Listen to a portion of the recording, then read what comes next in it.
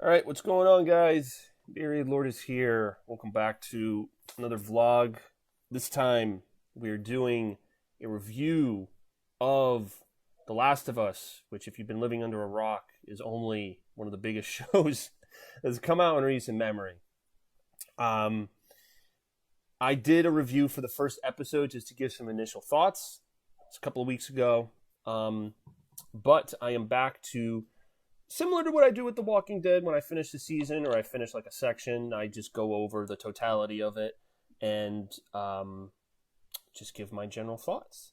But I have brought back a guest from the past who is here to review it with me. You may know him. Well, actually, longtime fans would know him. I'm not sure if any of the recent Walking Dead fans would know They him. don't exist anymore. These long-time fans are long gone. They're long gone. I pressed your intro. This is Pete Dog from way back when. We used to do one of these actually for Better Call Saul way back in the day. Yes. But, we kind of fell out of doing that show for a while. But we're both big video gamers, obviously. Well, especially back when this original video game came out. So it's only fitting that, we're both familiar with the game, both have watched the TV series, and yeah, I'm eager to also kind of jump in and help Chris out with giving our kind of cumulative thoughts on what's basically been a pretty damn good series from start to finish, Like, it's probably the first video game adaptation that's transcended general gaming. Like, I've got friends of mine that don't play video games that are watching the show because I don't even know it's a video game. So I guess we're going to break down, the finale, the season one as a whole, and then where the show is going to go from here because they have confirmed a season two. Yeah, and I think the best place to start is video game adaptations do not have a good reputation. The one that I think of immediately, and I don't believe you've played this series, but Assassin's Creed, that movie is garbage. The I won't get into it, but not good. Resident Evil also was not that great. Uncharted movie, it was enjoyable, but It was if on I the well, but not there that is you a don't need it, but stark difference, though. If someone was to say the Uncharted 4 games compared to that movie with Tom Holland, I think 99% of people would say the video games. But if you were to give people the same question between the show and the game, that's a much tougher question to answer, because I just will say right off the bat, and I think we both agree, quality of the show is off the charts. It is just very, very good. And and I'm looking at one of the images I'm going to overlay because it says from the Emmy Award winning creator of Chernobyl.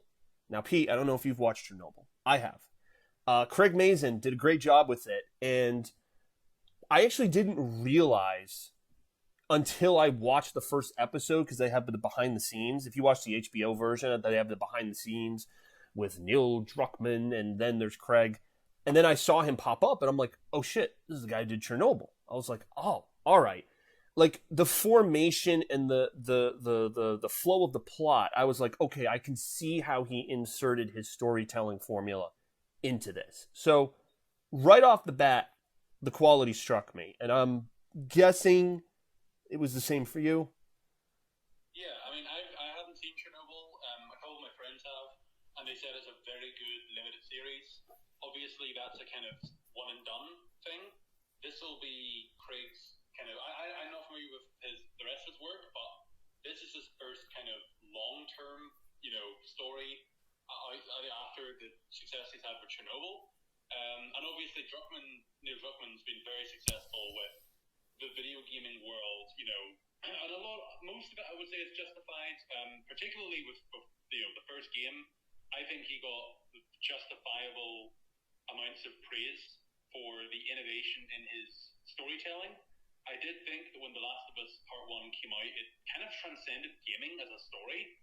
It was one of those games where you almost would encourage people to play the game just for the story, which, you would seldom say that about a video game because gaming is most of the time about gameplay, which The Last of Us did really well, but you can tell that that formula has translated very well to, the show.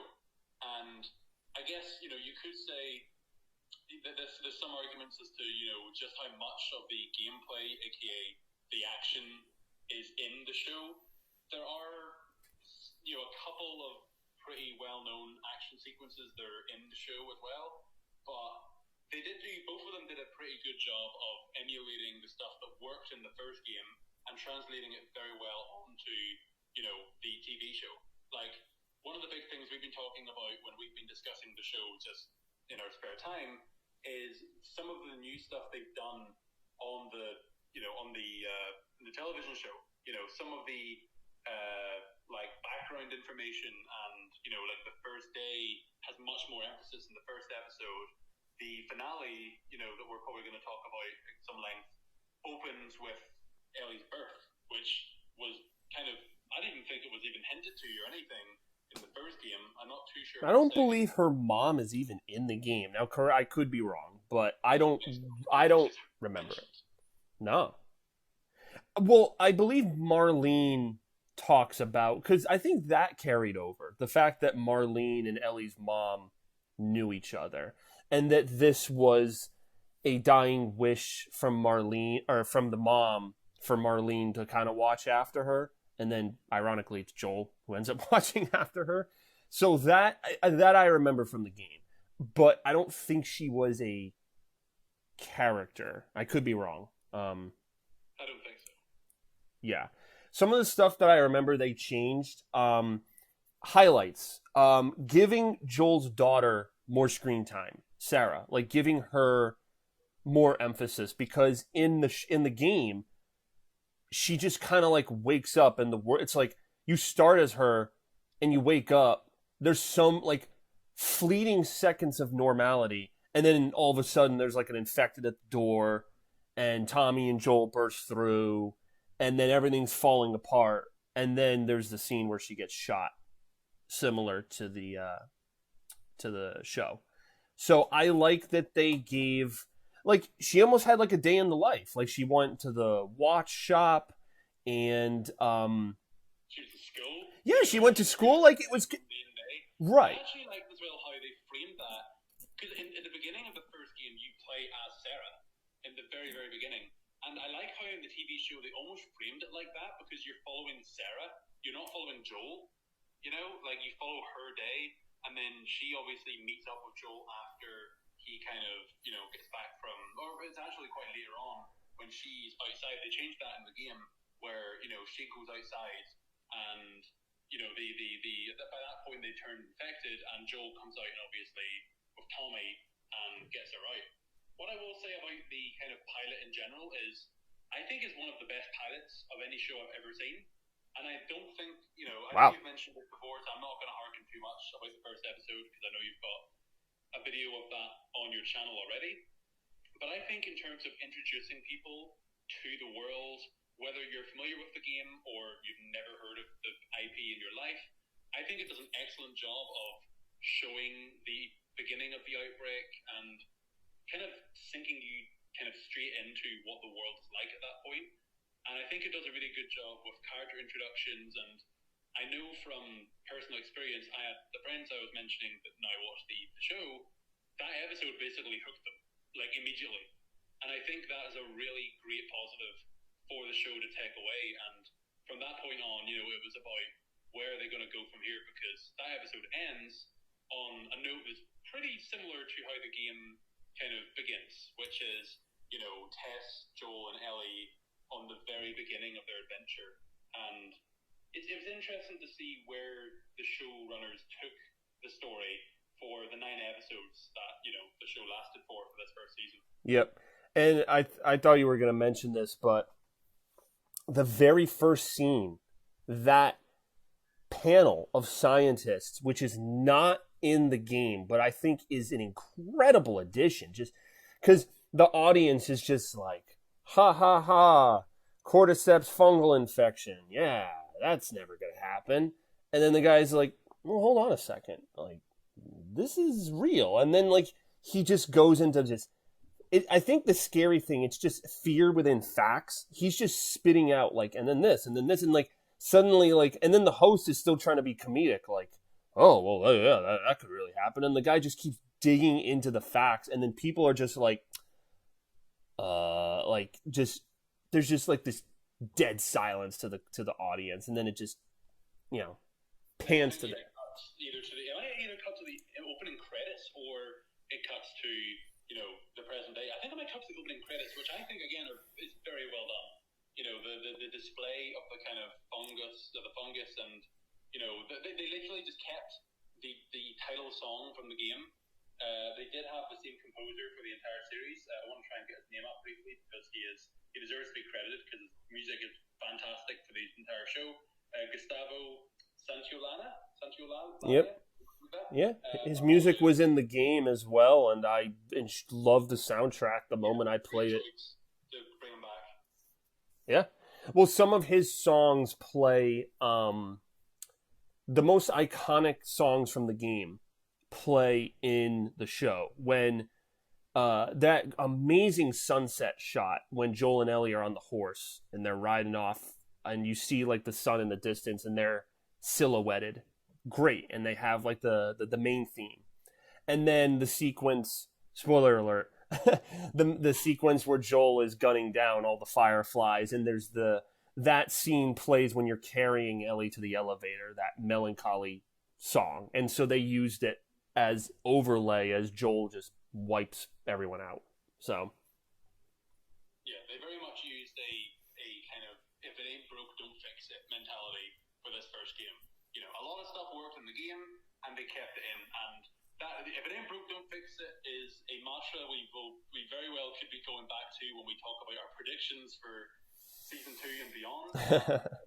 Talking about that kind of if it ain't broke, don't fix it, there are a lot of scenes that are basically just ripped straight from the game, which I don't have that much of an issue with. I think anyone that's familiar with the game knows just how powerful some of the scenes are. Like, you've mentioned like the horseback scene.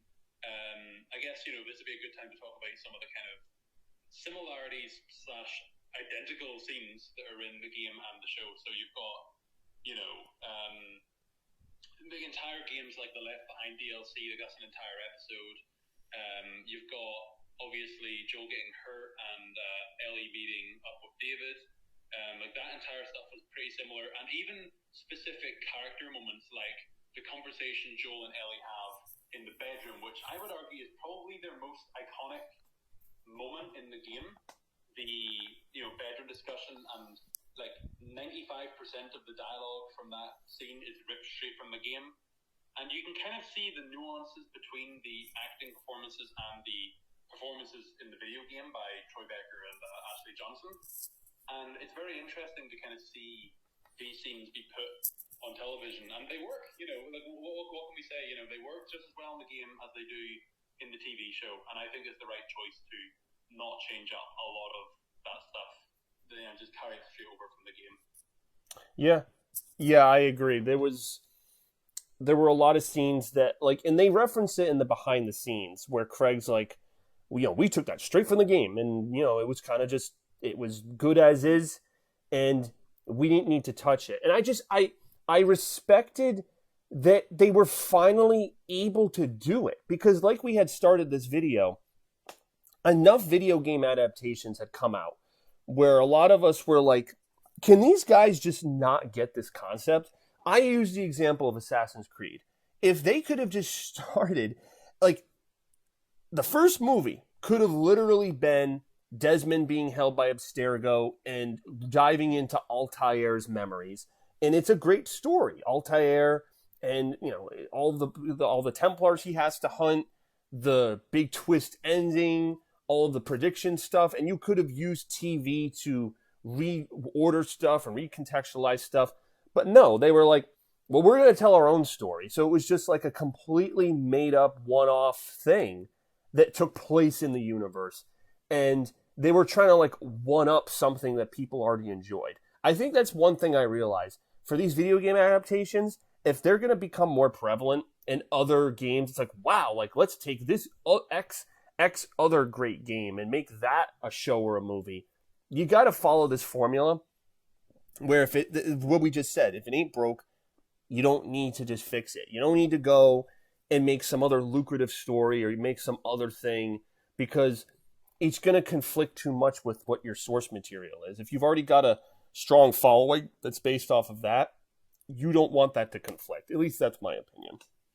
Now, the thing that makes that quite interesting is that before the sequel got announced, a lot of people probably thought that The Last of Us is a great, one-off IP for Naughty Dog.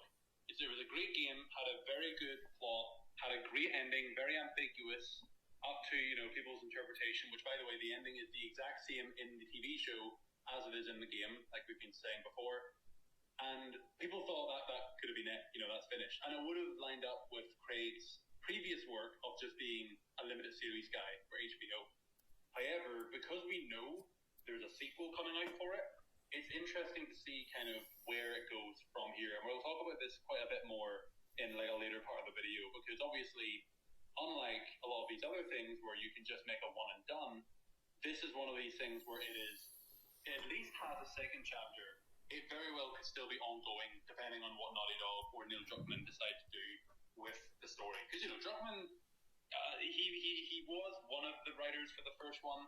The second one is all him. And for this point onwards, he basically is the Mr. Last of Us.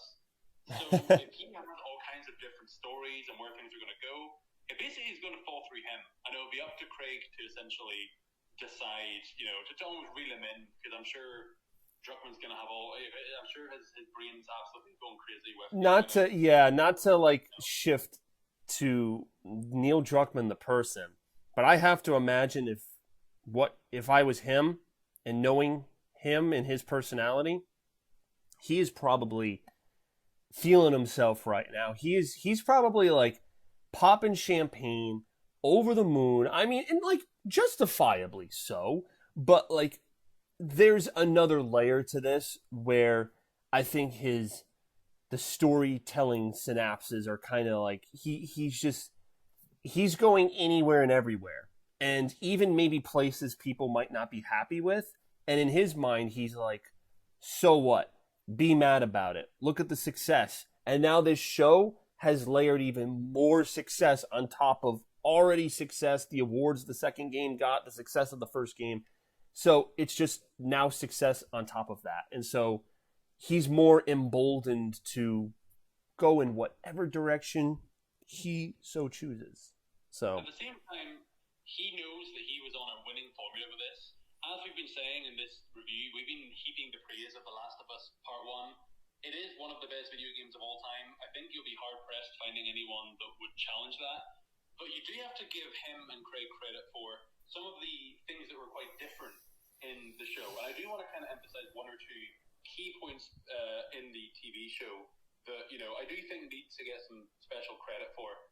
So we mentioned earlier some of the additional scenes that were included, and these can range from like the intros to some episodes, like you talked earlier about the finale beginning and the pilot beginning, which had two scenes that were never even hinted at in The Last of Us Part 1 or Part 2.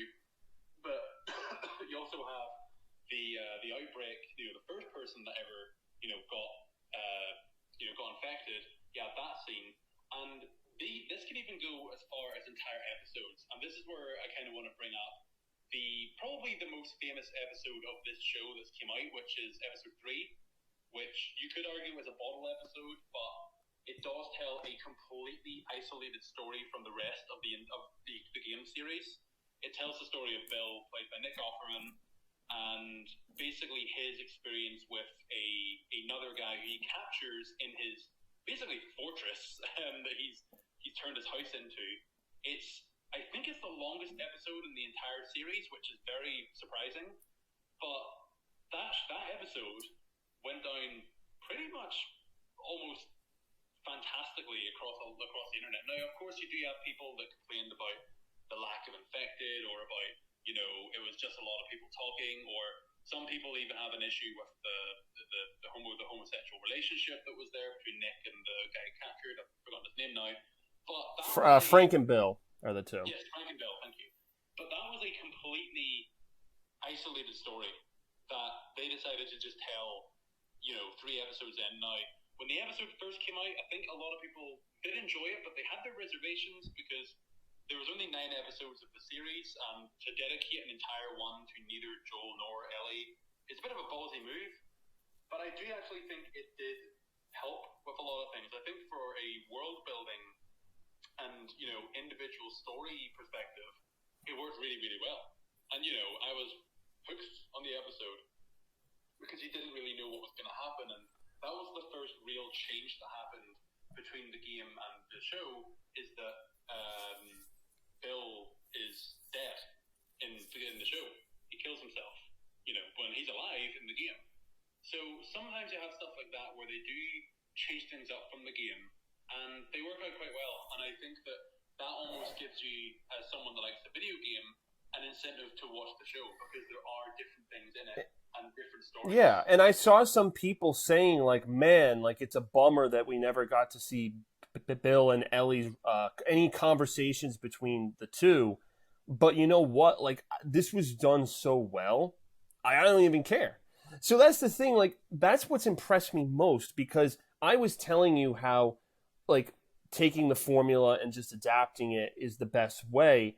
But when they have pushed the envelope a little bit, they've done it with the with gravitas, and they've done it with with the amount of care that it deserves in order to make it effective. And I've appreciated the hell out of it just because it's just paced and done so well. And I think it comes from a point of identifying what the core of the show is, where the emotional core of the show is, and they don't deviate from it. They know their theme, they know like the running theme that they have through the show, and they identify it to the places that need it most. And like you said, the first game already made such an impact. The show is carrying over that impact. But, again, like, a lot of this review is going to be me just praising the efforts, but like, they deserve it. Like, it's been one of the most impressive pieces of like media I've seen in a very long time.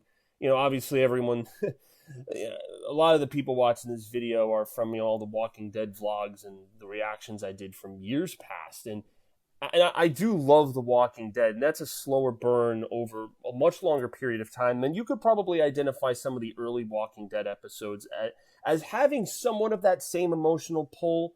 There was like an interesting article I read about how like The Last of Us was doing effectively, like what The Walking Dead couldn't sustain. Now, The Walking Dead was 11 seasons, so The Last of Us does definitely not need to be 11 seasons. I think, 3 seasons max, if they even do 3. We know 2 at least. But yeah, I mean, just done so effectively. And to go back to the episode 3, a change made, but was effectively executed. And I think for the most part, I'd say the show overall was able to do that. I did see some people questioning when they get to Kansas City, like the Kathleen woman and all of that, like why there was some emphasis on her. Like there was almost like a side plot with her where I thought to myself, like, are they going to spend multiple episodes with like her group and her method of, controlling people and like this little society that she's built before it all goes to shit. It's just interesting that like how much they were able to pack in here. Like a lot of the episodes kind of were bottle episodes, to go back to your point. Episode 8 with David, you got like Kathleen. Episode 7 with Riley. Yeah. A lot of the episodes were bottle episodes. Riley for episode 7, David for episode 8, Bill and Frank for episode 3. A lot of them were bottle episodes. Even like when they go to Jackson and they see Tommy, like that's kind of Tommy's bottle episode, even though he was kind of in like the beginning of the show. Like that's really like his time to shine. So like you have these episodes where all the characters different, or Tess's bottle episode is really episode 2, and then she gets bit, and then that's it. So I feel like the whole show was Joel and Ellie, but then you've got bottle episodes. Like each character, it's like, we're going to show these different characters, and they're going to identify something different for Joel and Ellie. David was the creepy person that shows Ellie how dark this world is. 7 was her best friend and how that changed her. And you could go on and on. So yeah, I mean, one of my favorite things is what you kind of brought up there briefly earlier on, which was the kind of running themes of the show and how they never forget it. So all those ones you've just mentioned these kind of one-off characters that appear and either get killed or infected, or they just aren't in any of the show beyond that, they still say something about the overall theme of the show, which for episode 1 or season 1 in this case, I definitely think was about human connection. And I think that obviously the biggest connection in the show is Joel and Ellie. They're by far the entire kind of meat of the show. If that doesn't work, the show doesn't work. That's a given. However, they strengthen this bond by showcasing, this bond through other characters as well. Now, I remember seeing episode 3, and this wasn't lost on me, that the characters of Bill and Frank were kind of similar to Joel and Ellie in their relationship, where Bill was very much the Joel who was very reluctant to open himself up, and Frank is almost like the intruder to his life that Bill slowly warms up to and begins to love. And obviously that's more of a romantic love as opposed to the kind of the family love that Joel and Ellie show for each other towards the end of the show. But that's still, even though there's no Joel or Ellie in that episode, you're still seeing this theme, this motif of human connection through these other characters. And the same thing goes for the two brothers in episode 5. If I remember their names now, Sam and Henry, I think it is. Yep. Yeah, you're still seeing their connection, and you're seeing how extreme it can be, because obviously in the game and in the show, Sam gets bitten, and Henry doesn't want to live anymore and just offs himself right there and then. It's a very shocking scene in the show, much like it was in the game. Again, continuing that theme of human connection and how much it means to people that someone is just like, I would rather die than not be with this person anymore. And obviously when this connection, it goes through its strains, like we said in the bedroom scene, and then when Joel gets injured and he's not there to be with Ellie, and then ultimately when the connection is looking to be entirely gone, when Ellie has been taken into surgery in the finale, you understand where Joel's coming from when he makes that kind of big decision in the finale, which is the same one he makes in the game, which is just get to Ellie and kill anyone that's in my way. Which I appreciated that they didn't what's the word? They didn't go lessen that scene, or they didn't scale back. That's kind of what I'm saying. Scale back that scene, because in the game, like, you're taking on like an entire the Firefly army to get to her, and he doesn't kill. I mean, he still kills an impressive number of people.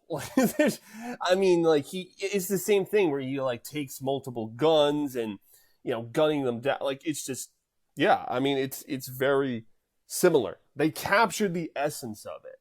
They did some things different, but for the most part, they captured the essence of it, and that's the overall theme for the show. Did some different stuff, but captured the essence of it overall. Now, what do you think about the criticism that some people have had with there's a lack of action in the show? The show's only 7.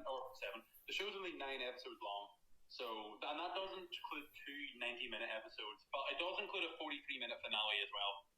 What do you think about the potential lack of action? I'm not as big on it as other people. This is a drama at the end of the day, and it is TV with a budget, second of all. I know it's on the HBO network, where Game of Thrones has clearly blown through that budget with gigantic action battle sequences. So, it's not like they're, bereaved of dollars and stuff. But I felt like it was balanced enough. Every episode had enough of it. And the thing is, you can't completely replicate what a video game does, because a video game could have, you could stand in a corner with Joel, taking a crowbar to the wall for 10 minutes straight, and that's constant action, right? It's not entertaining, but a video game is meant to have a constant flow of, you fought these enemies, and then you fought these enemies, and then you scavenge this and fight this and scavenge, but a show has to have, a logical arc to it, so it can't just have this consistent breakneck pace that a video game has. So I'm okay with it. I was maybe a little shocked that towards the end there weren't a whole lot of infected.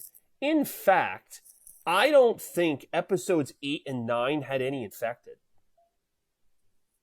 Yeah, aside from the flashback in the finale, and I think that's it. I didn't think there was any infected in episode 9 or episode 8, is there? Oh yeah. I was actually, you're right. So other than the one that kills Ellie's mom, yeah, because I've seen this criticism. It's like, oh, we need Ellie to cure the cordyceps, but like, gee, we haven't seen any freaking infected for a long damn time. But I think maybe their justification was, we've gotten the point across to the audience. We've had enough like scares with the cordyceps to really freak out the audience, because there's not only that like freaky speech, but how about the scene with that random scientist from Indonesia where she sees a person first having the infection and she's like, yeah, bomb the city. There's no saving it. So they had extreme scenes in the beginning of the show. And I think a lot of the beginning of the show, in addition to Joel and Ellie, was establishing this is a really fucked up disease that's really, really bad. Now, again, they don't do like the whole concept of like stepping on like a cordyceps wire or something will alert all the infected, which is not in the game. In the show, it's a thing. But they don't do a lot with that afterwards. I maybe would have liked one additional infected scene that could have brought, like in the game, there's a sequence where David and Ellie fight some infected. And then David, that's a way for David to warm up to Ellie. Like, oh, wow, you're a pretty good shot. And he uses that to kind of get on her good side. Maybe like one more could have been in there and you could have made episode 8 a little longer. But like, that's it though. Like, I don't think it's anything that like completely negatively detracts from the enjoyment of the show, in my opinion. Well, the one criticism I kind of do have is that, I mean, I'm not disappointed with the lack of action. I wasn't coming into this show expecting the game, because it would be unrealistic to have, oh, Ellie and Joel are just absolutely shooting the hell out of people and infected everywhere. You know, the budget wouldn't be an issue for them, but they also wouldn't want to absolutely risk, pumping a lot of money into like episodes full of infected just to have the show bomb or something. Like, HBO are probably smarter to just let it be a lot more kind of, sparse with it and make it more meaningful when they do show up. Make them more of an actual menace. Like, it's similar in the DLC game itself, but in the show, when Riley and Ellie are trying to kill that one infected in the mall, it takes them a long time, and it really shows just how strong one infected can be. There's a few scenes actually like that where one infected causes quite a lot of issues for people, and it does show their strength in limited numbers. The only difference to that obviously would be the scene at the end of episode 5, I believe it is, or episode 6, 5 or 6, I think it's 5, with when the ground kind of gets swallowed up and all the zombies come out. That's the first time you kind of see the big tank zombie, essentially. The bloater, yeah. That's... bloater. And that's, obviously, you can tell quite a lot of money went into that set piece, and, that was quite a crazy experience, but I think some people would have liked to have seen more like that, like more kind of chaotic infected scenes, because you got that, the scene in episode 2 when Tess dies, and there's not really much else in terms of lore, and obviously the pilot, like, when everything goes to hell sequence, I would have probably liked maybe like one more sequence like that towards the end. You're right, there isn't many infected in the final 2 episodes, and in the game, like we said, there's the David scene, and also Joel and Ellie do fight infected on the way to the hospital. They're like underground. Yeah, the sequence they cut out is where they like there's like there's a flooded like tunnel, and like they're trying to fight the infected, and then they get like swept away in the current, and then Ellie is like like almost drowns, and then that's the Fireflies then find them, and then like he's like, Ellie, wake up, and then the Fireflies just knock Joel out. But I think it would have diverted. That's like too many things going on, because it's like, did she drown? No, okay. Oh, but she is gonna die, so she can have the cure. Like, it's just a lot of stuff. Just focus on the one central thing. And I understand why they didn't want to divert. At least one. I would have been cool with one more zombie infected scene. I think we can both agree on that. Yeah. Like, I feel like that is something that was lacking in the show. And if people did have criticisms about that, because at the end of the day, Joel getting Ellie to the hospital is so that they can make a cure against this deadly illness or disease, or infection, sorry, I should say, third time's a charm. But if you don't really see that much of it in the show, so it'd be the equivalent of The Walking Dead having that plot point in season 3 or 4, I think it is, when they're talking about the cure. If you're not really, and if the amount of zombies you saw was equivalent to the ones you would have seen in season 2, and there's not that many zombies in the show. If all of a sudden the characters are talking about, we were going to make a cure, as the audience, you might be a bit like, we haven't seen enough of them to really see how big a threat they are. I don't think that is the case with this show, but if you had more infected scenes, then the point of Ellie getting, Ellie being a vaccine herself would be kind of more emphasized. Considering that is the end point of the show / this season of the show anyway. And obviously that's going to change with season 2 whenever, since Ellie is no longer kind of being hunted down or being needed for the vaccine. Speaking of the two of them, shall we talk about Pedro Pascal and Bella Ramsey, the two again, a make or break decision for the showrunners? Yeah. These are the two biggest characters. What did you think of Pedro and Bella? Yeah, I mean, Pedro Pascal was kind of turned into a little bit of Giancarlo Esposito, where I freaking see his character everywhere, which is hilarious because in The Mandalorian, the two actually fight. They're on opposite sides. Yeah, Mando and what the hell? I forget the guy. It's the guy with the dark saber in the second season who fucking Mando fights. So it's funny they actually are in the show together. But yeah, I mean I've seen. He's in a lot of recognizable stuff. So when I saw him in this, I was like, I wasn't sure. I knew that Bella Ramsey had a very impressive performance. That was kind of like the role that put her on the map in Game of Thrones as Lyanna Mormont. Game of Thrones as well. Pedro Pascal also obviously. Probably that was his big break. Yeah, Oberyn Martell. It's funny, they were never in the show at the same time because by the time Bella came on, Oberyn was already gone from season. There was a gap of an entire season 4 to 6. So they were never on set or ever interacted with each other at all, which I think is better because I think there would have been too many memes. Like if they had a scene together in Game of Thrones for some reason, I think there would have been too many references. That happened. There's a show that my some stupid romantic comedy show that my aunt and uncle have been watching called The Affair. I don't know if you've heard of it. I've never seen it. But two of the lead characters from The Wire share scenes. McNulty and his commanding officer, who his commanding officer hates him. He's like, I'm going to give you the finger, McNulty. Right here. Here are my 2 fingers. And then in The Affair, I saw a scene where, he's, the father-in-law, and they're sharing, this, really nice embrace. And I'm like, I'm sorry, how did they, film this? And, because, not have, the McNulty-Rawls complex. I'm like, oh, man, it's weird. It's weird. But to get back to the casting, I wasn't sure. I wasn't opposed to it. I just was unsure. And, they're different from what Troy and Ashley, had. So in the build-up to it, you're wondering what differences there would be in the characterization of these two kind of very well-loved, video game protagonists. Mm-hmm. Yeah. I was like, can it work? And I think that answered itself from just any number of performances throughout the episodes.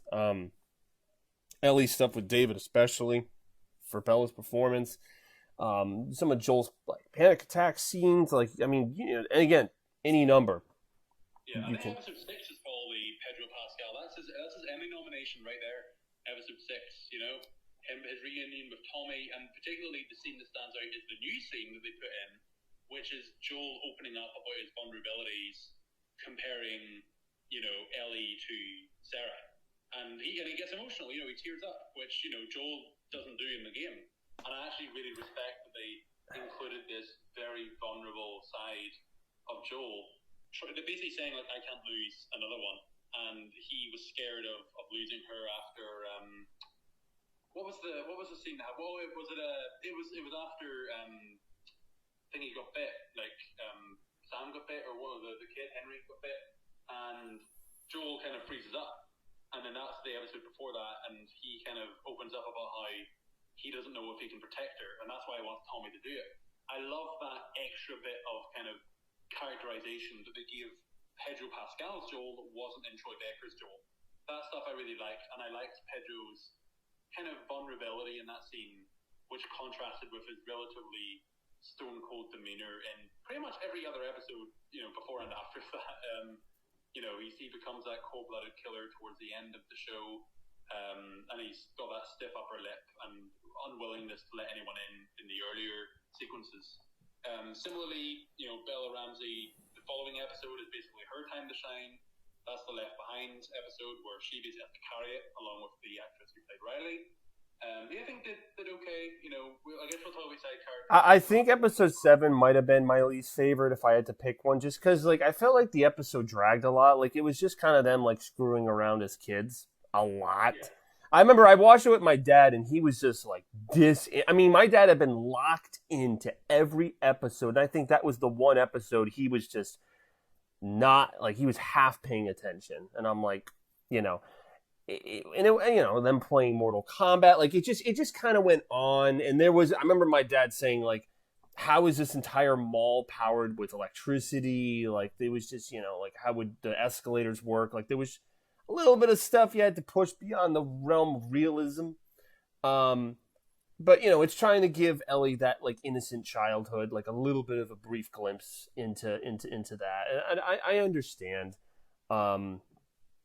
But it was, I think the pace was very slow though for a show that's got so much to do and say. It was just like whoa. Yeah, you can understand why they put it in because it tells you a lot about Ellie as a character, about where she kind of gets her rebelliousness from, and excuse me, and also like. All exploring her sexuality for the first time because that's where she had her first kiss with Riley, and obviously where she got her bite. But I do agree with you that like, especially if you were to like rewatch, that's probably the one episode you can maybe skip.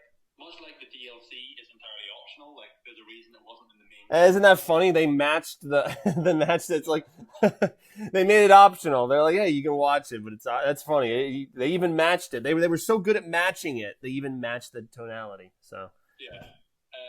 Side characters I want to kind of shout out. I do think the actress who played Tess, Anna Torv, really good. Basically was Tess. I just kind of. I was kind of surprised that it wasn't the video game.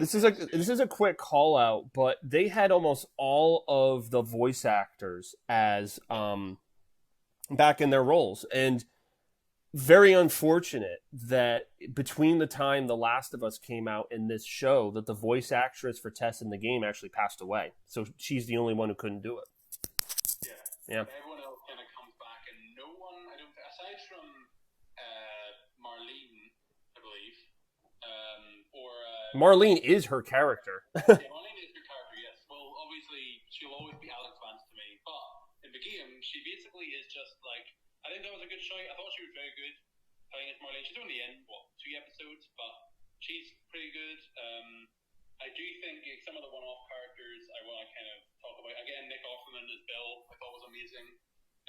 I'm just looking at his name up here. Murray Bartlett as Frank, I think did really well as well. The two of them. Again, they had to carry basically an entire basically a film. I mean, yeah, Nick Offerman for me, that's like the Parks and Rec guy. It's like, wait, the Parks and Rec guy is going to be in this serious episode, and he fucking was. It's like, whoa! It's like I didn't see that coming. It's kind of like a Bryan Cranston thing. It's like, wait, the Malcolm in the Middle dad is going to be like a drug kingpin. Oh, I guess he is. I do like how he kind of has his Ron Swanson isms at the beginning of the episode when he's kind of first looting the places and turning his house into a flippin' bomb site, essentially. But then obviously you get to see the talent of Offerman as an actor showing that vulnerable side when he lets Frank in, and the scene in particular when they're growing strawberries and he has that little kind of giggly laugh, which, fun fact, is actually Nick Offerman's genuine laugh, which is I always think is quite funny.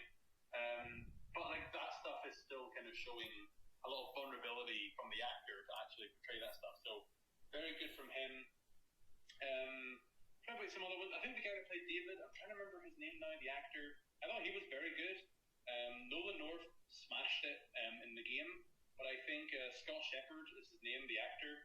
I thought he was fantastic as well. He really portrayed that kind of the benevolent leader kind of qualities, and then trying to show his vulnerable side to Ellie as a lure to kind of reel her into his community.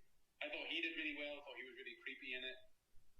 And then obviously some of the voice actors we talked about earlier, Ashley Johnson, who basically just sounded like Ellie, which sounded very strange in the finale when you heard Ellie's voice coming out of this grown woman. Troy Baker kind of pops his head in. He's not very remarkable. Ditto for the voice actor for Tommy in the game.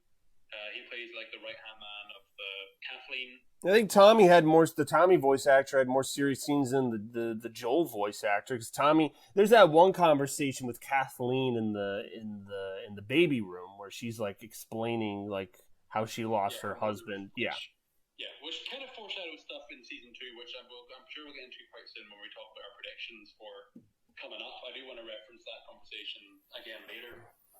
I guess the final one I do want to say is the actress for Sarah. I thought was really good as well. She's actually done a lot of the press junkets, which is quite funny because she's only in the first episode. That was an interesting change because in the game she's like a white blonde girl, and in the show she that was a change. I mean it doesn't really matter that much because like you said she's only in the one, but it was just kind of interesting. So yeah, I don't really care too much about the kind of race swapping of Joel. I still think it worked really well. But yeah, I think overall, for season 1, I will say I wish it was 10 episodes. They could have had one more episode. Yeah, 9's weird. Like, why end on 9? Like, I didn't really you could have. I'm not sure what else they could have adapted from the game. Like, I mean, there's little sequences that you could have kind of merged together that would have got you there. There's like the scene, there's a big scene kind of when Joel's first teaching Ellie how to shoot, which is kind of missing from the TV show. No, they had that. That was the scene where that has one of my favorite lines. Where are you gonna shoot this thing or are you gonna get it pregnant? That's one of my it's one of my favorite lines from the fucking show. And then he shoots it and it's like, you dick. Yeah, that's the end of episode 6. There's nowhere else really to put this in. I just wanted to throw this in here.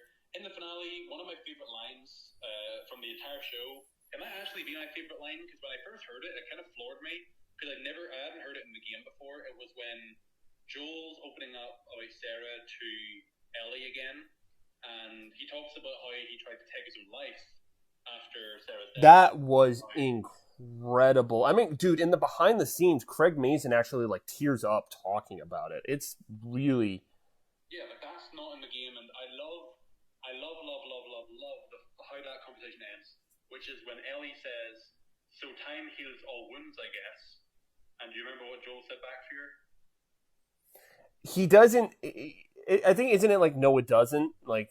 No, he said it wasn't time that did it. Oh yeah, and then he doesn't say it's you. Like the implication that it is her, but yeah. Yeah, it wasn't time. It was her that fixed his wounds. Like that's a fantastic line to like throw in. I literally had to give a very mild round of applause when I heard that. That was glorious.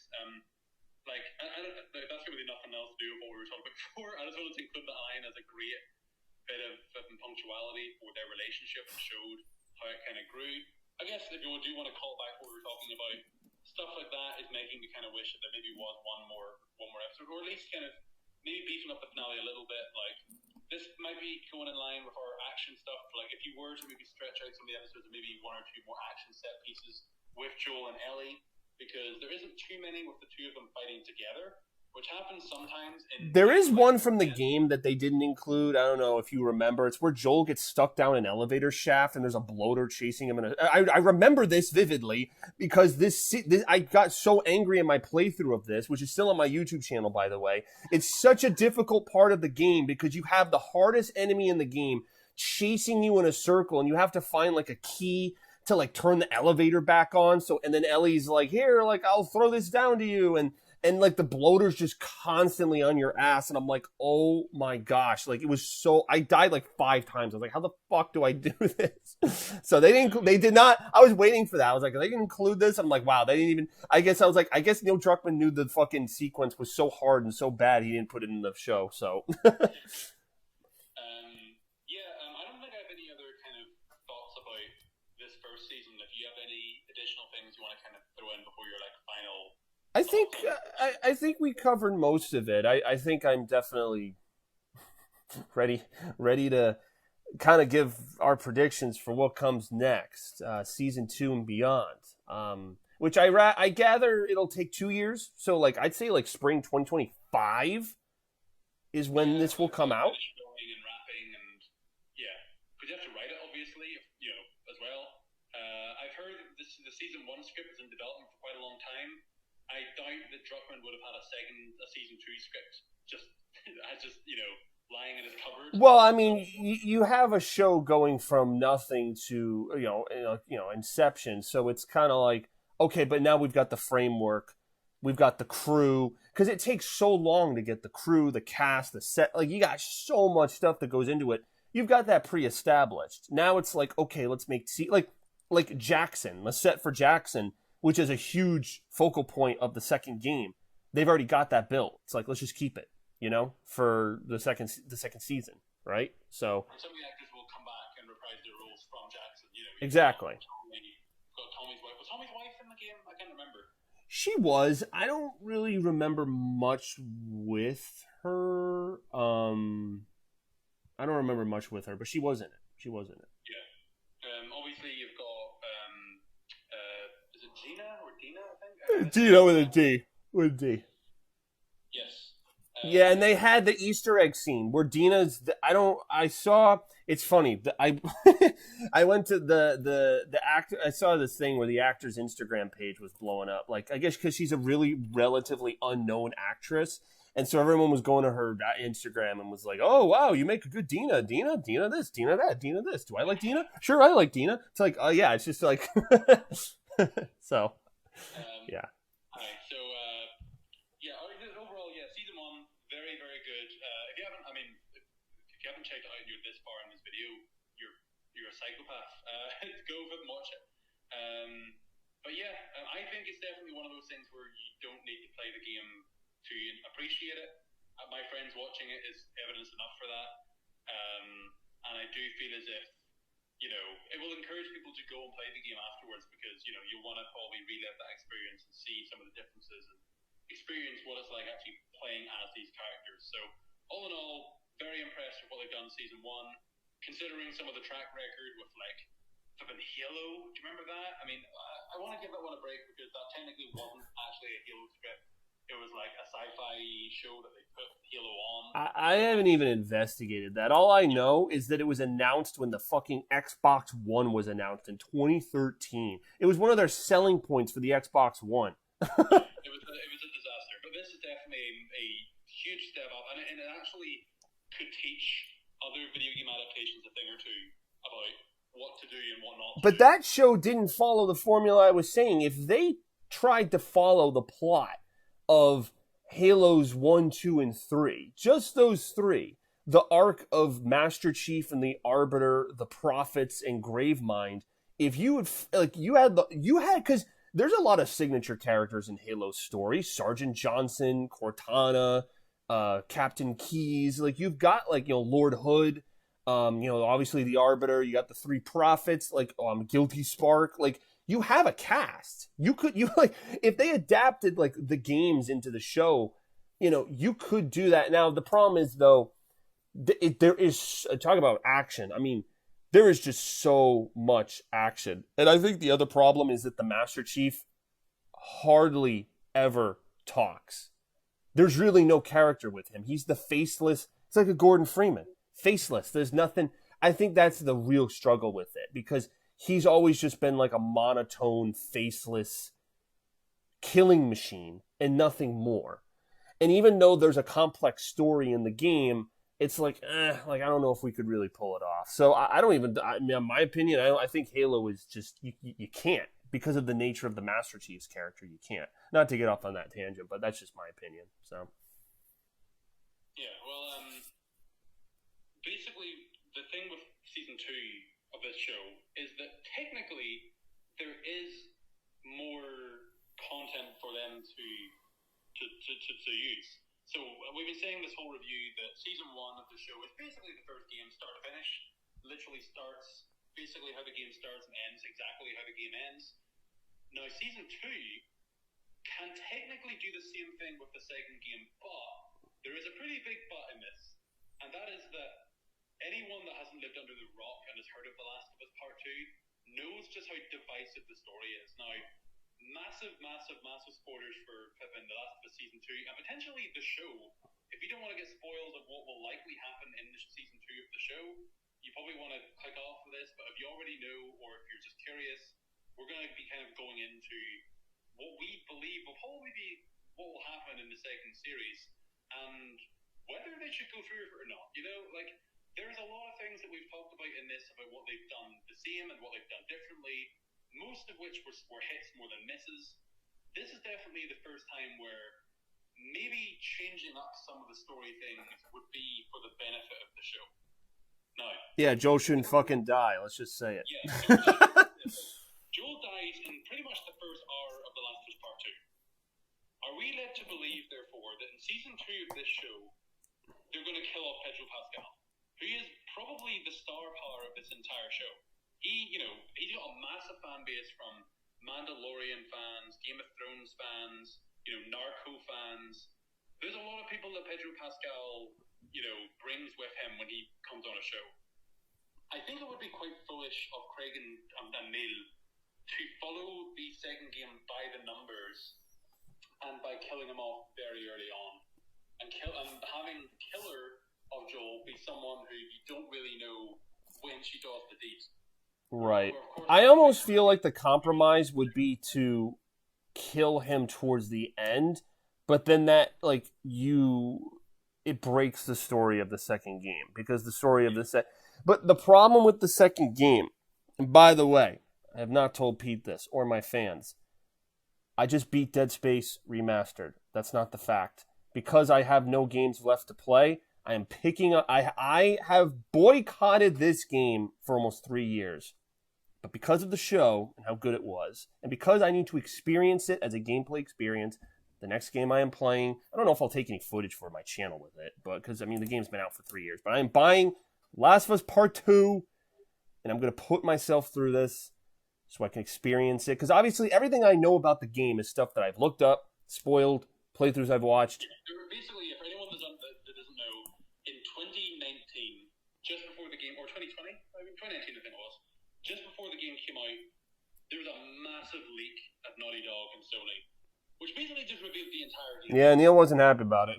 Remember how angry he got? Fans of The Last of Us who were basically woke up one day on Twitter to endless photos on their timelines of Joel lying in a pool of his own blood with this big butch woman and a golf club in her hand covered in Joel's blood.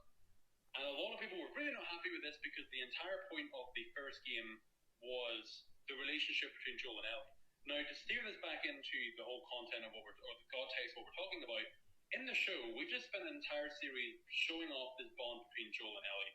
And, as you say, there's probably going to be about 2 years until the next series debuts, which is a much shorter timeline than the 7 years that the gamers had to wait for Last of Us Part 1 and Part 2. So the issue that the show has is, are we going to basically keep doing what we did with the first game, which was very divisive by people? Now, this kind of got hijacked by people who were I hate Pippin, Joel was killed off, and Neil Druckmann's a scumbag who just does the stuff. And Neil Druckmann doesn't help himself. I'm not a big fan of him personally. I think he is very bad at handling criticism, and he just has a bit of an ego problem, for lack of a better term. He's a very smart writer and a very intellectual storyteller. I cannot take that away from him, but like you're saying, the way he handles these public issues leaves something to be desired. Yeah, and he needs to know that not everything he writes is liquid gold. If he was to adapt this game into the second series of the show, in my opinion, you would be committing show suicide by having it go exactly by the books of the second game. Because, number one, people that will know of the second game will just immediately switch off because they already know the plot, and if they don't like it, they're done. And number two, the people that are probably watching this show having no knowledge of the game, who are maybe massive Pedro Pascal fans or were massively big into the show because of that core connection I was talking about, will not appreciate, Joel being killed off in the first episode or whatever they decide to do if they want to have, it take place as early as it took place in a game perspective. So, in my opinion, if we're talking about predictions now for season 2, they're going to need to change things up, and how I can best see them doing this is a restructuring of the story that does exist in that second game.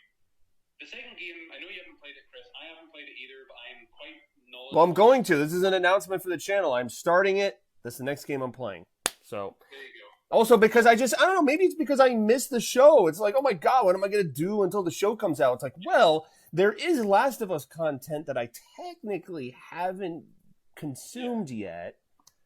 So. And, that game has a smorgasbord of, present-day scenes, multi-story sequences, and flashbacks. It's all over the fucking place. Other than the fact with, what I've heard is, other than the stuff with Joel that people hate, it's just the order of events of the way it's told makes no fucking sense. That's the main issue with it.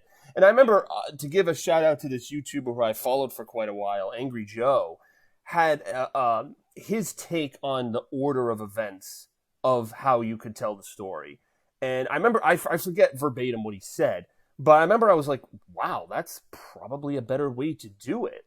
Almost do it reverse. Because I remember one of the things he said was you start as Abby first, and then you get really close and you warm up to her character, and you're like, wow, and then you're like, wow, someone killed her dad. That's terrible. Oh my God, it's the guy we played as in the first game. It would have just been more punctual, right? You stole the words out of my mouth actually, because I was going to say, if they're doing season 2, here's what I would do, right? If I'm Neil Druckmann, which I am not. But I could never be as amazing a writer as him, of course, as he would say. But if I was Neil Druckmann, how I would structure season 2, and you let me know if you would change anything in addition to this or if you would agree, is I would have a kind of split story, kind of like what The Walking Dead used to do with multi-story sequences. Have one be of Joel and Ellie post decision. It takes place basically over the course of several years. I think 5 years go by between the two games. So you're going to have maybe season 2 be either if they want to kind of bring down the time scale or if they want to have time jumps during the series. But you're going to need to tell the Joel and Ellie story to keep Pedro Pascal in the show as long as you can. And then introduce Abby as a new character in her own separate thing. Now, in case anyone's kind of slightly confused here, Abby's dad is the surgeon who Joel kills to save Ellie. He's the one that takes Scalpel and says, I won't let you take her, and then just immediately gets... Yes, and there was a scene in the finale where Joel shoots her, or Jers shoots the guy, and when he's rescuing Ellie, the camera lingers on the ground with the bullet in the guy's head. And when I was watching it live with my dad, I was like, okay, I know why they're doing that. So you kind of know there's 0% chance that season 3 is going to happen with no mention of Abby. She's a Thanos. She is inevitable, She's coming for you. Well, she's just another big character. I mean, she is...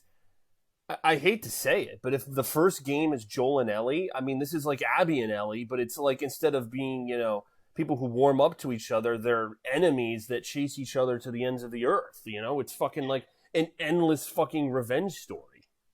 Yeah.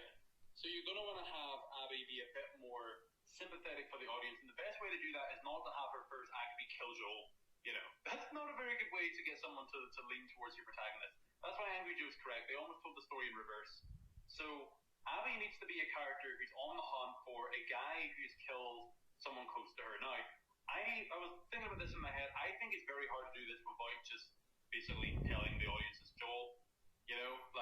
If she's hunting for someone that killed her dad and her dad was a surgeon, they're going to probably put 2 and 2 together. But either or, you can still have things happen with Abby. Abby's story in the game isn't that bad. Some people even prefer the Abby storylines to Ellie because of the people that Abby meets. Abby has her own little crew of people. She's got, these kind of Asian siblings that she hangs out with. She's got, a pregnant woman. She's got her ex-boyfriends there. She's got a lot of people that she looks after and cares for, She even pets dogs in the game. Whoa, what a great person. But anyway, you have that story go on, and you have the Joel and Ellie story. Now, this is actually where you can do a little bit of unique storytelling, because there's some things that happen in this that's not that well fleshed out in the game. There's a couple of flashbacks in it. I know that Ellie discovers that Joel lies to her, because obviously the very end of Series 1 on the game is Joel lying to Ellie about, there not being about them not looking for a cure anymore. She finds out that's a lie, and he basically took her away and made sure that no cure would be found. They have a big falling out, blah, blah, and then they reconcile, obviously, and that's all well and good. If they kind of focus on that for, among other storylines, that would be a pretty decent kind of plot progression for Season 2, and then, as you say, have the ending of the series maybe be when Abby and Joel finally meet, and then that's when Abby can kill him, and then, whoa, big shock. It's like the Negan ending, It's like some big character gets killed at the end, and everyone's shocked and horrified, and that's probably the best they could do, and then have Season 3 be the rest of The Last of Us Part 2, which is Abby and Ellie hunting each other down and killing basically everyone that you meet in Season 2. That's probably the only way you could maybe spin this while minimizing, number one, Pedro Pascal's, limited screen time, and number two, garnering sympathy for Abby so that when you're following her in Season 3, you're not just going to hear her guts. Yep. I don't know what you think about that kind of side of things, but it's a hard job for them. I'm less a fan. I really think they're going to make it one season. They're going to just do Season 2, but it's going to be, maybe it'll have like 13 episodes instead of 10 episodes, or not, sorry, fucking 10 episodes. We wanted to have 10 episodes. 9 episodes. I think it's just going to be an elongated season, is my prediction. And, I think it's literally going to be a season per game, and they're just going to make it a much longer season. That maybe there's parts. Maybe there's almost like The Walking Dead. Maybe there's a mid-season finale, and then you've got the season finale. I think overall, though, I'm just intrigued to see what they do, because, like you said, when the leaks happened and the game came out, I mean, and they won all the awards. I mean, Neil's reaction, 2020 was known for a lot of things, but it was also known for his reaction to that, his statements, and just the way that was handled and the way the game handled it. All right, it's kind of part of gaming history. And now, this TV show that had a very successful first season has to adapt that. And I just think I'm intrigued overall. It's like the Michael Jackson meme eating the popcorn. I'm just kind of like, what's going to happen? Because listen, I like the first game. The first season of this show did what the first game did. Start to finish, I was thoroughly entertained and absolutely loved it. And if it was a self-contained thing that never went on again, I'd be like, wow, they told their story. That was amazing. We're done. They are doing more because there was another game. But I'm just like the first game and the first season cannot be taken away from me. I mean, I've already gone through this with how I saw the news unfolding with the second game. So it's like, okay, I'm prepared. Like, I am prepared for this. I'm not going to be taken off guard, because I think some people were taken off guard. Like, why would you do this? Why? Like, they already went all through it. Now they got to go through it again, but there's a chance that things might be different. So, I'm intrigued by that. So, let's see. This is the biggest chance for the game to divert away from, or for the show to divert away from the game. Like, there's going to be no other chance. And you're going to see probably early on where they're going to go with this season. Now, there are a couple of points here I do have collected from, I've done my research for this, I'm telling you. There's a couple of points that have been gathered by, from different interviews and discussions with the show creators, with the actors, about what's going to happen in the future of The Last of Us, between Season 2 and beyond that. So I'm going to kind of run through a few of these briefly with you, Chris. I'm not sure how much of this you already knew. I know some of it you have. Some of it might be... I've seen like one or two comments from Craig and Neil, but probably not the full context. So let's hear it. So they do say that Season 2 is going to be different from the games, and but it will be The Last of Us 2 story, but it won't be that entire season. You know, it won't cover the whole game. Like, it's too big. And to be fair, I haven't played it again, but I've heard that The Last of Us Part 2 is double the length of The Last of Us Part 1. So they probably wouldn't even be able to fit all the stuff in, even if they did want to do an elongated season like what you're describing. So they probably will have to cut it off at some point. And that's why I'm thinking of Joel's death maybe being the logical end to it. If Druckmann's going gung-ho with the no more Joel thing, then that's probably what he'll need to do. This one I know you're aware of. Bella Ramsey is confirmed to reprise her role. No Pedro Pascal yet. That's an interesting thing that hasn't been mentioned yet. Bella Ramsey was very... But even if he's going to die, he still has to film that. Like... Yeah, he will need to come back. He is, like, by far the highest paid actor on it. I think I heard he gets, like, $500,000 per episode. That's mental. But yeah, so Bella Ramsey's been confirmed. You will probably get Abby casting very soon. And I really hope that people don't flood that actress's page, Instagram, whatever, and just attack her with dumb comments about Abby, because that ain't right. We got that from Part 2, which was not on, you know, like, some man children... Oh yeah, the voice Oh, I forgot about that. The voice actress got shit for it. Yeah. Yeah. So, brutal stuff, but yeah, so, I mean, hopefully that's not going to happen, but you will probably see that she'll be cast, and when Abby gets cast, that will likely be the confirmation of, you know, the Season 2 going full steam ahead with Druckmann's plans. It says it's going to have a lot more infected, and different types of infected will also be kind of introduced. Now, I'm not sure if they mean, like, brand new, never before seen in any of the games, or if they just mean infected from the games that didn't... Yeah, I can't answer this because I'm about to play the second game, but I don't know what new infected they had in the second game, if any. I can only comment on what's in the first. So I don't know. That's new to me. So, okay. Yeah. And the final thing they do want to say is that some of the things are going to... So there's going to be a time skip, which I think also explains why Bella Ramsey's still there, because she, despite her playing a 14-year-old, she is 19. The actress is 19. And I could imagine you could just have her dress up. Like, they could age her up. There's ways they could do it. Appropriate clothes and stuff, and she could change her posture and all that. So I'm sure that she'll be able to portray her actual age relatively straightforward. But other things they're going to be exploring are additional side character stories, which I actually think is quite interesting. I think that was one of the strengths of Season 1, and I would like to see that come back. You know, maybe one or two like side characters, like maybe a Tommy episode or an episode about an entirely different kind of cast of people. Whatever new clans are going to be coming about in episode 2 or Part 2, sorry. It'll also explore Joel and Ellie's relationship post at the ending of Season 1, which is kind of what I was hinting at with Ellie wanting to find out the truth, and I think she will find the truth in Season 2 that Joel lied to her, and also briefly explore Ellie's violent path, which obviously is greatly intensified in the second game, but obviously Ellie hasn't got to that stage just yet in the show, and it would be interesting to kind of explore her violent tendencies, because I'm pretty sure David has a quote about that with Ellie, like how he kind of says that she's like...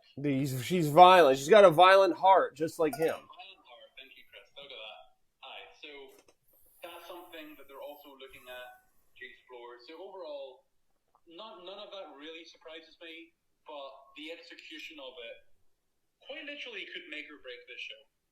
Druckmann has another golden goose, and it's up to him to make sure it flipping lays golden eggs, or it was going to get killed.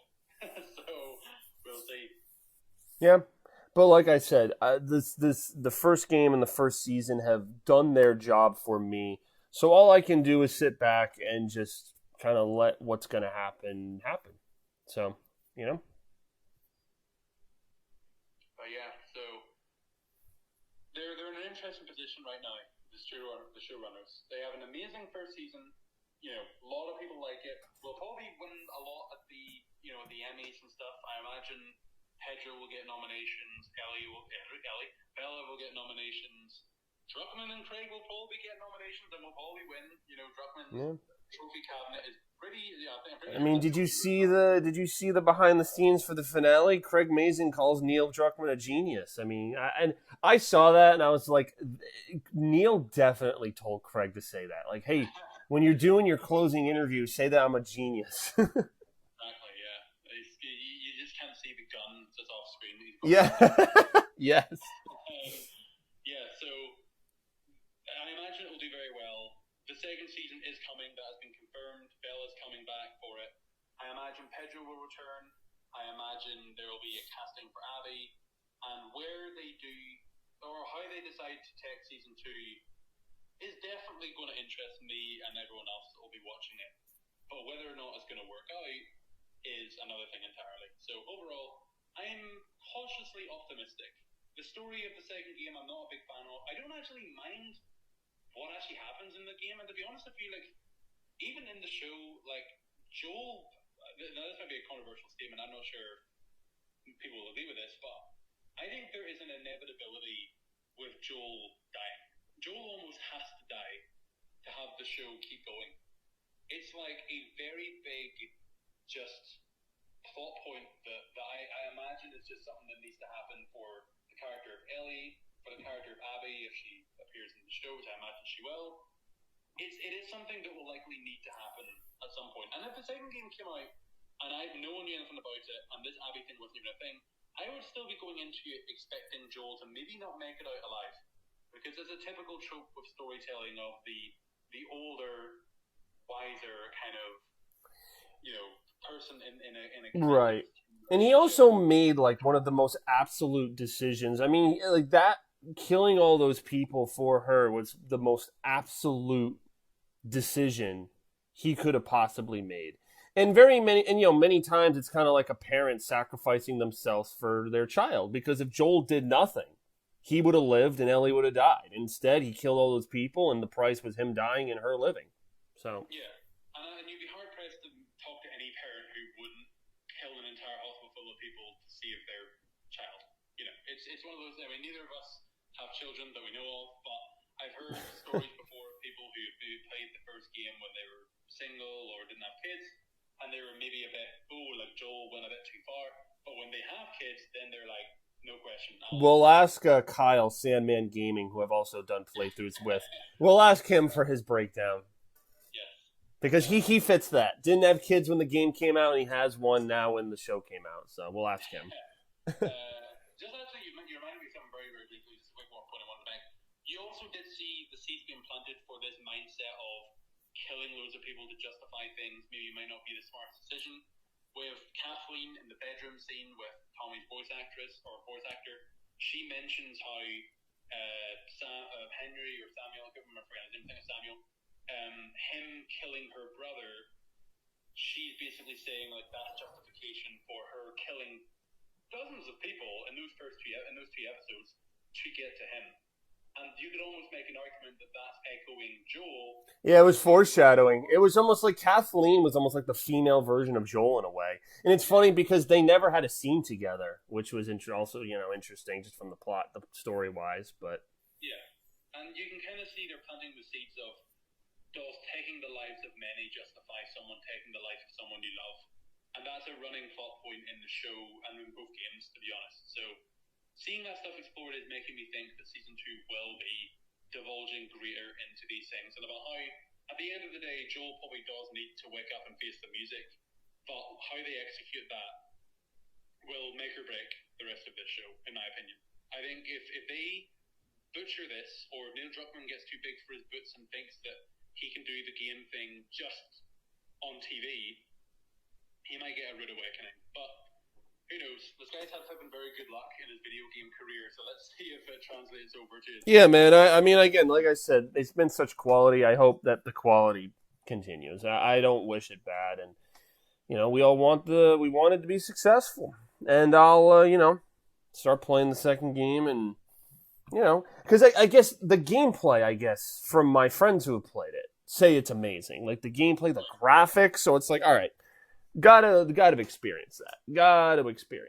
So yeah, no one can take that away from the game. And show won't have that crux, so it'll mostly be relying on its story. Yeah. So, all right. Anything else you want to add before I guess we sign off here? I don't think so. It'll be curious to see if the show begins to overtake the games, much like Game of Thrones did. I don't think it will.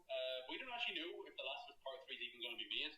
Druckmann's been kind of hinting at it, but I'd be shocked if they didn't. I mean, I'd be shocked at this point. With the massive success of the show, if anyone was, like, reconsidering, it's like, okay, yeah, you should make it. Now, I still feel like they're going to make a new IP because I've seen more comments about Naughty Dog's next game going in that direction. But, we'll see. Yeah, it might be a Neil Druckmann independent. I'm not actually sure if he's still. I believe he's the CEO or like the co-CEO of Naughty Dog at the moment. So I don't know how much power he has at the game company now when he's doing this show. And I imagine that now that there's a lot more money in television than there is in video games. I can tell you that for a fact. So I'm not sure if he's going to maybe step down from some responsibilities at Naughty Dog to focus on the show. Especially because it's dealing with his baby. Like, The Last of Us is his, like, magnum opus.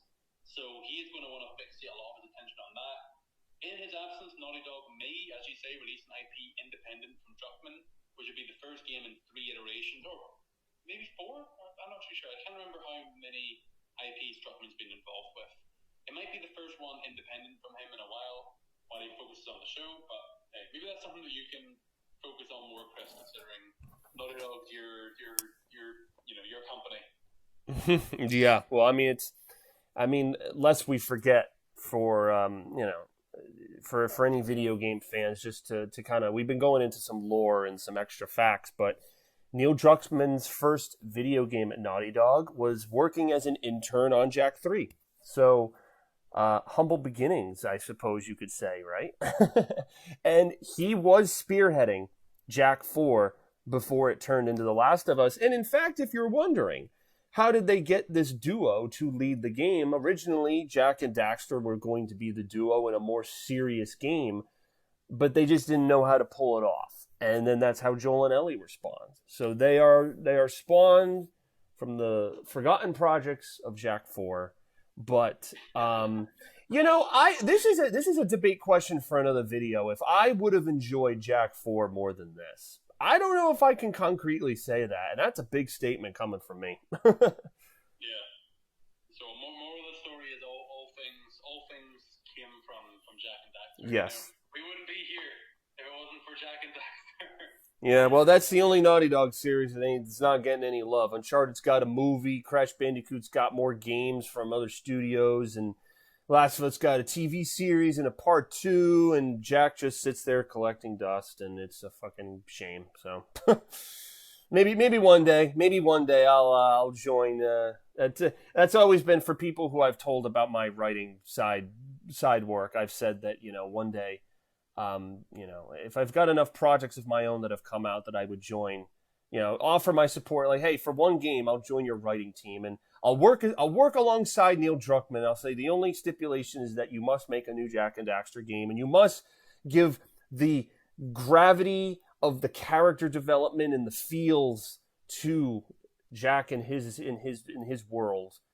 You must do that. You must do that because there's a good amount of it in the original games. Not a lot because you're dealing with the older consoles and limited cutscenes, but it's all there. It's you got the abandoned project that's sitting somewhere in someone's files. So get to it. Well, I'm sure he's sitting listening to this video, taking notes for his future self when that confrontation inevitably happens.